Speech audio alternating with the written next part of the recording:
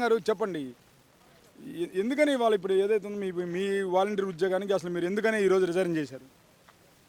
Next కూడా జగనే రావాలని చెప్పి మేము అనుకుంటున్నాం. ఎందుకంటే ప్రజెంట్ సిచ్యువేషన్లో ఈ వృద్ధులు కానీ చాలామంది ఉన్నారు. వాళ్ళు పెన్షన్ తీసుకోవాలంటే చాలా ఇబ్బంది పడుతున్నారు. మమ్మల్ని ప్రతి ఒక్కళ్ళు వచ్చి అడుగుతున్నారు, ఏందమ్మా ఈరోజు ఇవ్వట్లేదా అని. సచివాలయం దగ్గరికి వెళ్ళి తీసుకోవాలి అంటే వాళ్ళు మేము నడవలేం కదా, అంత దూరం ఎలా వెళ్తాము, మీరే ఇవ్వచ్చు కదా అని అంటున్నారు. వాళ్ళు అలా అడిగినప్పుడు మాకు కొంచెం బాధగా ఉండేది కదా, నడవలేని వాళ్ళు వెళ్ళలేరు అని. అయ్యే కాకుండా ఇప్పటికే చాలామంది చాలా లబ్ధి పొందారు. అది జగన్ వస్తేనే మళ్ళీ వాళ్ళు లబ్ధి పొందడానికైనా అవకాశం ఉండిద్ది. కానీ ఇప్పుడు ఏదైతే ఉందో ఇప్పుడు ఏదైతే ఉందో ఈ 2-3 మంత్స్ ఇప్పుడు మీరు రిజైన్ చేశారు కదా, మరి మీ జీవనం ఎలా ఉంటుంది? ఇప్పుడు మీకు ఇప్పుడు ఉద్యోగం అనేది లేదా గౌరవ వేతనం కూడా రాదు కదా ప్రభుత్వం నుంచి, మరి ఎలా ఉండబోతుంది?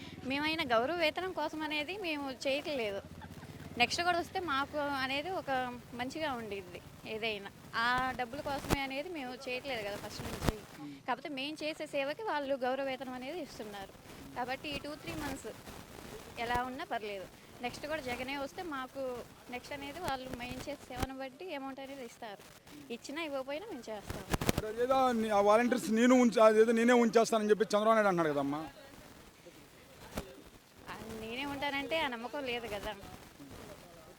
అలా ఉన్నా ఏమి ఇవ్వరు. అయినా మేము ఎవరు వచ్చినా జగనే రావాలని మేము కోరుకుంటున్నాము.